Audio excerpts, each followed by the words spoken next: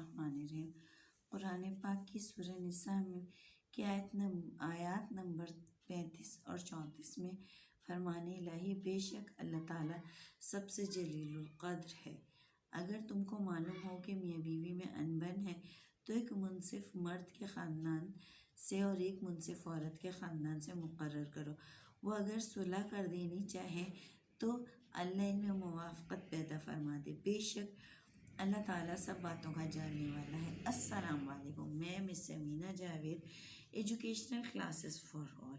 आज हम जिस मौजू पे बात करेंगे वो है importance of father in the life of daughter, यानी बेटी की ज़िंदगी में बाप की अहमियत। चलिए मैं आपको एक सच्ची कहानी सुनाती हूँ।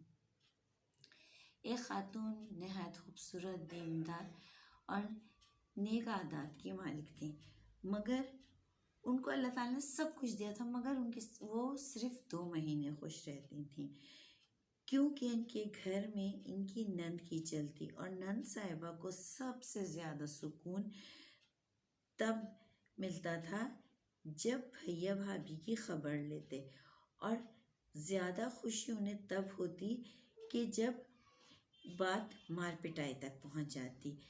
और वो नंद माशाल्लाह से अपने शौहर और बच्चों के साथ ससुराल से अलहदा ज़िंदगी गुजार रही थी। वह नेक खातून अपने दुख सुख अपने सबसे अच्छी सहेली यानी अपनी बड़ी बेटी से करती थी। जब भी शौहर की बुराइयां करती हैं, साथ ही एक जुमला कहती हैं, वालिद तो तुम्हारे बहुत अच्छे हैं, मगर असल फसादन ये फूफी हैं। और वो 2 महीने यानी जून जुलाई जब उनके बच्चों की छुट्टियां होती थी और फूफी साहिबा दूसरे शहर अपने ससुराल जाती थी।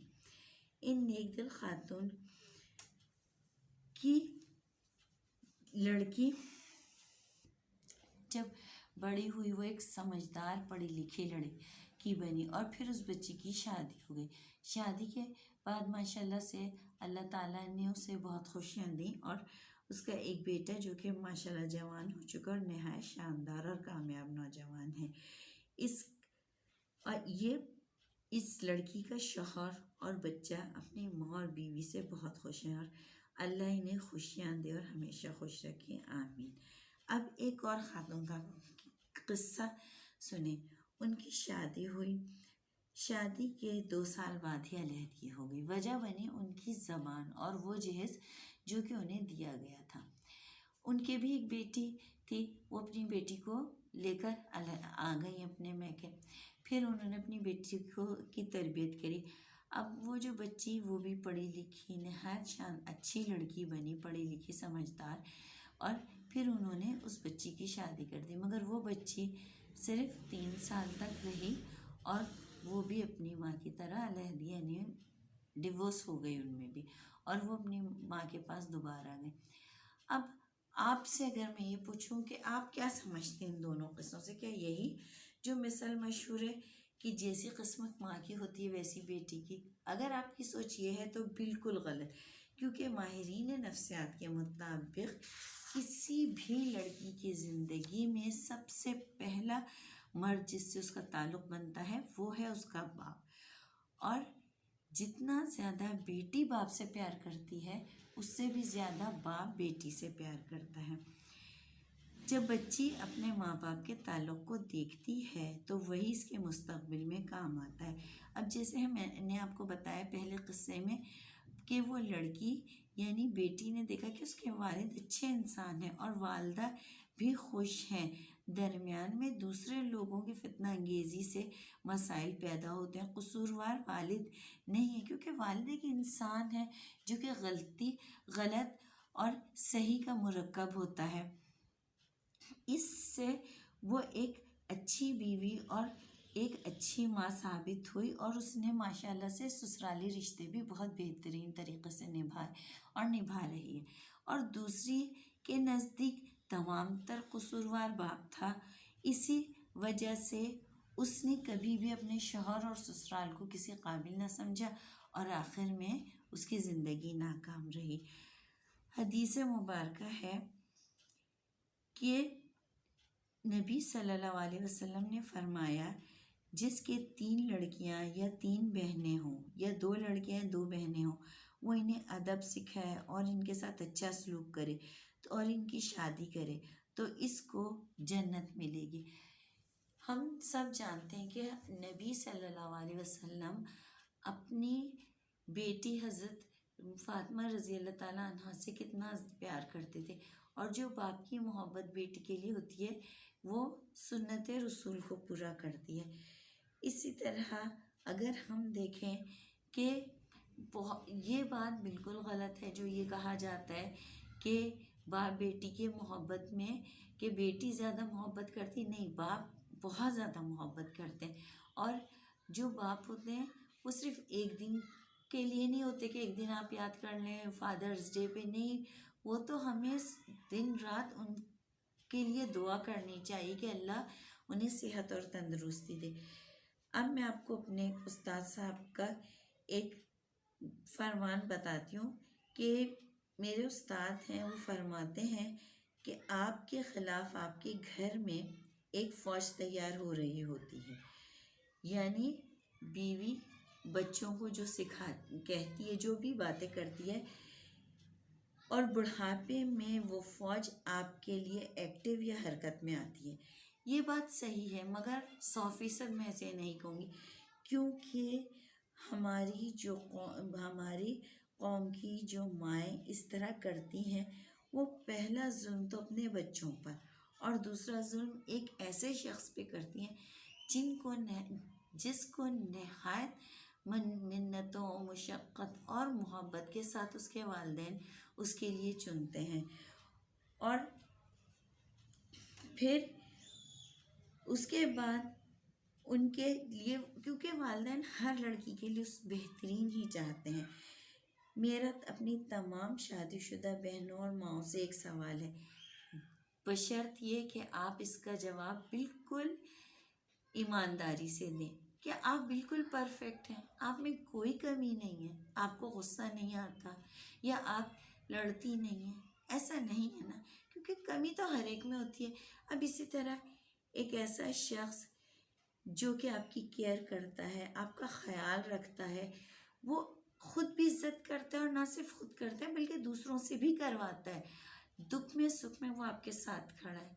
और कभी अगर गुस्से में उसके मुंह से कुछ गलत निकल जाता है कि वो काबिल माफ़ी नहीं है, वैसे भी गुस्से में तो शैतान इंसान पर हावी हो जाता है, और जब वो शख्स गुस्सा जब उसको उतर जाता है, वो आपसे मुआज़रत करता है तो आप उसे माफ़ करने को तैयार नहीं होती। और अल्लाह भला करे उस शख्स का जिसने ये बात कही है कि गुस्से में इंसान सच बोलते हैं, ये बिल्कुल गलत है, क्योंकि गुस्से में तो इंसान को कुछ याद ही नहीं रहता। अगर आप साइंटिफिकली देख लें तो हमारे तमाम हार्मोन्स डिस्टर्ब हुए होते हैं, और जो हम नहीं भी चाहते वो भी उलट सुलट सब कुछ निकल रहा होता है मुंह से। मगर खुदारा बस आपसे मेरी गुजारिश यही है कि आप लोग गुस्से में कही बात को हुर्फ आखिर ना समझें, बल्कि उस इंसान की जब वो बिल्कुल ठीक ठाक नॉर्मल था, उसने तभी तो इतनी सारी बातें आपसे कही हैं, उन बातों को याद करें, गुस्से वाली बातों को नहीं। क्योंकि अगर आप खुश रहेंगी, आप सुकून से होंगी, जब भी आप एक बेहतरीन माशरा तश्कील दे सकें। अब मैं आपको एक छोटा सा और वाक़ा सुनाती हूँ। ये एक टीचर ने मुझसे शेयर किया। वो बताती कि उनकी क्लास में एक बच्ची का एडमिशन हुआ। जब बच्ची बहुत डरी सहमी और परेशान सी थी। उसकी वालदा जब भी मीटिंग में आती, बस मेरे शौहर ये, मेरे शौहर वो हमें निकलने नहीं देते, यूँ पाबंदियाँ लगाते, ये करते हैं, और इसी तरह की बातें करती। और जब टीचर ने उस बच्ची का बहुत तकाबली मुआवजा किया तो उन्हें ये बात पता चली कि असल में जब वालिद साहब जैसे ही घर में आते हैं तो बच्ची को उसकी अम्मी कहते हैं, आराम से बैठो, खामोश रहना, शोर मत मचाना, तुम्हारे वालिद साहब गुस्सा करेंगे, अब्बू डांटेंगे, मारेंगे। अब वो बच्ची इतनी सहमी रहती, समझते पता नहीं मेरे अब्बू नहीं है, कोई जिन भूत आ गया, क्या हुआ, जो वो इतना डर खौफज़दा रहती। फिर उन टीचर ने वालिदैन को बुलाया, उनके अब्बू को भी, उनकी अम्मी को, से बात की, और अल्हम्दुलिल्लाह आज वो बच्ची एक नॉर्मल लड़की। बस सिर्फ आपसे ये गुजारिश है कि जो एक बहुत अहम और बहुत ही अच्छा दौर होता है ना बच्चों का, बचपन का, तो प्लीज़ उसको आप लोग थोड़ी हिकमत अमली से उसे बेहतरीन करें, ताकि आपके बच्चे बेहतरीन किस्म के इंसान बने और हमारे माशरे को सेहतमंद और बहुत अच्छे लोग मिले। आखिर में मैं बस आपसे यही कहूँगी, अल्लाह ताला मेरे कहने को और आपके सुनने को कबूल फरमाए और हमें अमल करने की तौफीक अता फरमाए। ए अल्लाह, कोई काम आसान नहीं बजिज़ इसके कि तू उसको आसान कर दे, और तू जब चाहे संगलाख ज़मीनों को भी नर्म व हमवार कर दे। अस्सलाम वालेकुम।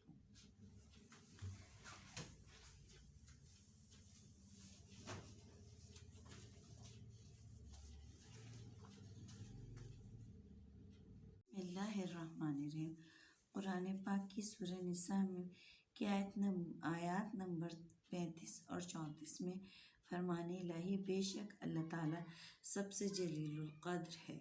अगर तुमको मालूम हो कि मियाँ बीवी में अनबन है तो एक मुनसिफ मर्द के ख़ानदान से और एक मुनसिफ औरत के ख़ानदान से मुकर्रर करो। वो अगर सुलह कर देनी चाहे तो अल्लाह इनमें मुवाफ़क़त पैदा फरमा दे। बेशक अल्लाह ताला सब बातों का जानने वाला है। अस्सलाम वालेकुम। मैं miss Amina Javed, educational classes for all. आज हम जिस मौजू पे बात करेंगे वो है importance of father in the life of daughter, यानी बेटी की ज़िंदगी में बाप की अहमियत। चलिए मैं आपको एक सच्ची कहानी सुनाती हूँ।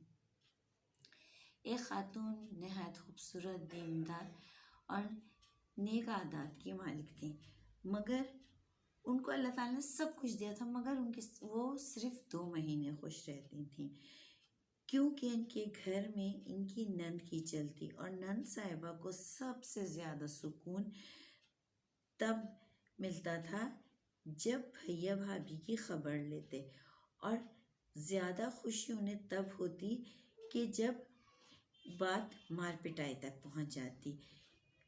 और वो नंद माशाल्लाह से अपने शौहर और बच्चों के साथ ससुराल से अलहदा ज़िंदगी गुजार रही थी।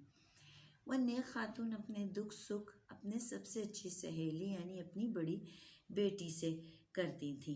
जब भी शौहर की बुराइयां करती, साथ ही एक जुमला कहती, वालिद तो तुम्हारे बहुत अच्छे हैं, मगर असल फसादन ये फूफी हैं। और वो 2 महीने यानी जून जुलाई जब उनके बच्चों की छुट्टियां होती थी और फूफी साहिबा दूसरे शहर अपने ससुराल जाती थी। इन नेक दिल खातून की लड़की जब बड़ी हुई वो एक समझदार पढ़ी लिखी लड़की बनी, और फिर उस बच्ची की शादी हो गई। शादी के बाद माशाल्लाह से अल्लाह ताला ने उसे बहुत खुशियाँ दी, और उसका एक बेटा जो कि माशाल्लाह जवान हो चुका और नहायत शानदार और कामयाब नौजवान है। इस लड़की का शौहर और बच्चा अपनी माँ और बीवी से बहुत खुश हैं, और अल्लाह इन्हें खुशियाँ दे और हमेशा खुश रखे, आमीन। अब एक और खातून का किस्सा सुने। उनकी शादी हुई, शादी के 2 साल बाद ही अलहदगी हो गई। वजह बनी उनकी ज़बान और वो जहेज़ जो कि उन्हें दिया गया था। उनके भी एक बेटी थी, वो अपनी बेटी को लेकर आ गई अपने मैके। फिर उन्होंने अपनी बेटी की तरबियत करी। अब वो जो बच्ची वो भी पढ़ी लिखी नहायत अच्छी लड़की बनी, पढ़ी लिखी समझदार, और फिर उन्होंने उस बच्ची की शादी कर दी। मगर वो बच्ची सिर्फ 3 साल तक रही और वो भी अपनी माँ की तरह अलहदी यानी डिवोर्स हो गई उनमें भी, और वो अपनी माँ के पास दोबारा गए। अब आपसे अगर मैं ये पूछूं कि आप क्या समझते हैं इन दोनों किस्सों से, क्या यही जो मिसल मशहूर है कि जैसी किस्मत माँ की होती है वैसी बेटी की? अगर आपकी सोच ये है तो बिल्कुल गलत, क्योंकि माहिरीन नफ्सियात के मुताबिक किसी भी लड़की की ज़िंदगी में सबसे पहला मर्द जिससे उसका ताल्लुक़ बनता है वो है उसका बाप, और जितना ज़्यादा बेटी बाप से प्यार करती है उससे भी ज़्यादा बाप बेटी से प्यार करता है। जब बच्ची अपने माँ बाप के ताल्लुक़ को देखती है तो वही इसके मुस्तक़बिल में काम आता है। अब जैसे मैंने आपको बताया पहले क़िस्से में कि वो लड़की यानी बेटी ने देखा कि उसके वालिद अच्छे इंसान हैं और वालिदा भी खुश हैं। दरमियान में दूसरे लोगों की फितना अंगेज़ी से मसाइल पैदा होते हैं। कसूरवार वालिद नहीं है, क्योंकि वालिद एक इंसान है जो कि गलत और सही का मुरक्कब होता है। इससे वो एक अच्छी बीवी और एक अच्छी माँ साबित हुई और उसने माशाल्लाह से ससुराली रिश्ते भी बहुत बेहतरीन तरीक़े से निभाए और निभा रही है। और दूसरी के नज़दीक तमाम तर कसूरवार बाप था। इसी वजह से उसने कभी भी अपने शौहर और ससुराल को किसी काबिल न समझा और आखिर में उसकी ज़िंदगी नाकाम रही।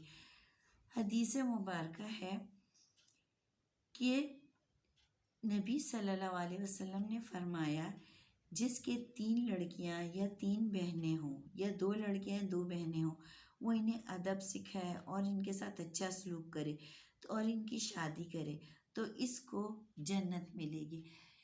हम सब जानते हैं कि नबी सल्लल्लाहु अलैहि वसल्लम अपनी बेटी हज़रत फ़ातिमा रज़ी अल्लाह ताला अन्हा से कितना प्यार करते थे और जो बाप की मोहब्बत बेटी के लिए होती है वो सुन्नत रसूल को पूरा करती है।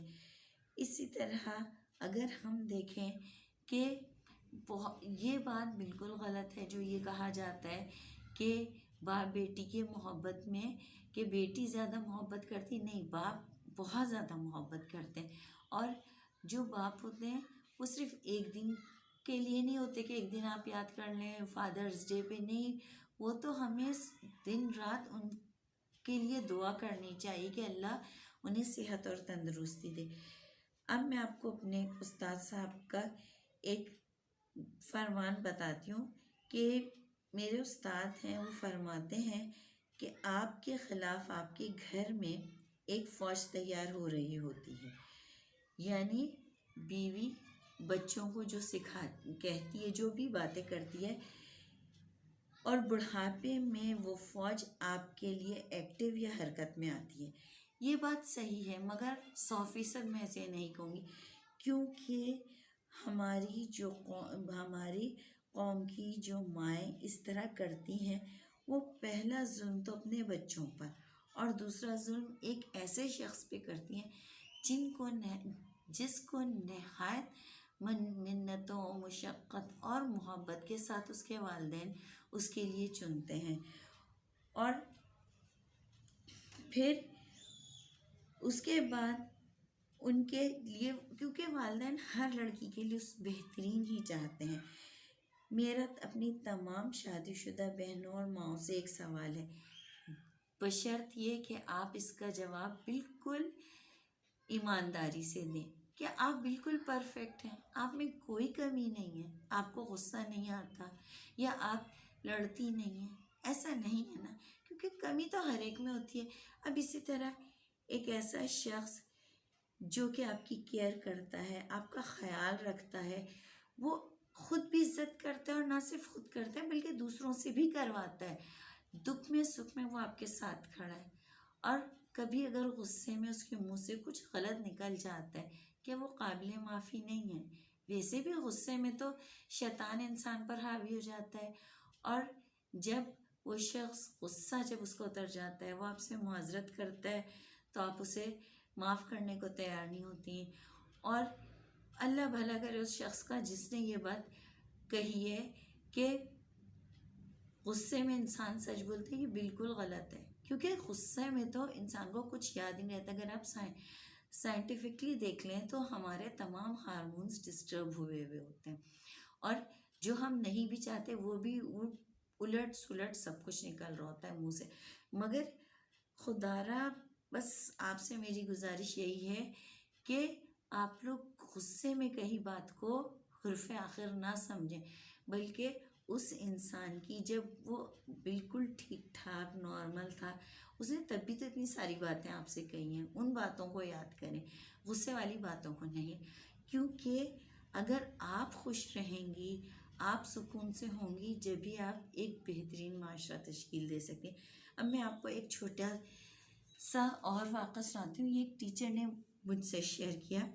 वो बताती हैं कि उनकी क्लास में एक बच्ची का एडमिशन हुआ। जब बच्ची बहुत डरी सहमी और परेशान सी थी।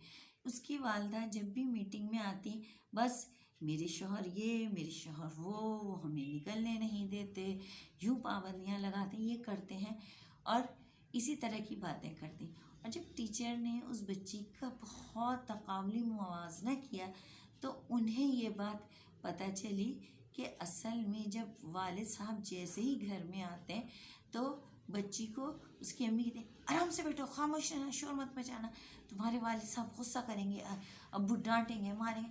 अब वो बच्ची इतनी सहमी रहती, समझती पता नहीं मेरे अब्बू नहीं आए, कोई जिन भूत आ गया, क्या हुआ, जो वो इतना डर खौफज़दा रहती। फिर उन टीचर ने वालिदैन को बुलाया, उनके अब्बू को भी, उनकी अम्मी को, से बात की, और अल्हम्दुलिल्लाह आज वो बच्ची एक नॉर्मल लड़की। बस सिर्फ आपसे ये गुजारिश है कि जो एक बहुत अहम और बहुत ही अच्छा दौर होता है ना बच्चों का, बचपन का, तो प्लीज़ उसको आप लोग थोड़ी हिकमत अमली से उसे बेहतरीन करें, ताकि आपके बच्चे बेहतरीन किस्म के इंसान बने और हमारे माशरे को सेहतमंद और बहुत अच्छे लोग मिले। आखिर में बस आपसे यही कहूँगी, अल्लाह ताला मेरे कहने को और आपके सुनने को कबूल फरमाए और हमें अमल करने की तौफीक अता फरमाए। ए अल्लाह, कोई काम आसान नहीं बजिज़ इसके कि तू उसको आसान कर दे, और तू जब चाहे संगलाख ज़मीनों को भी नर्म व हमवार कर दे। अस्सलाम वालेकुम।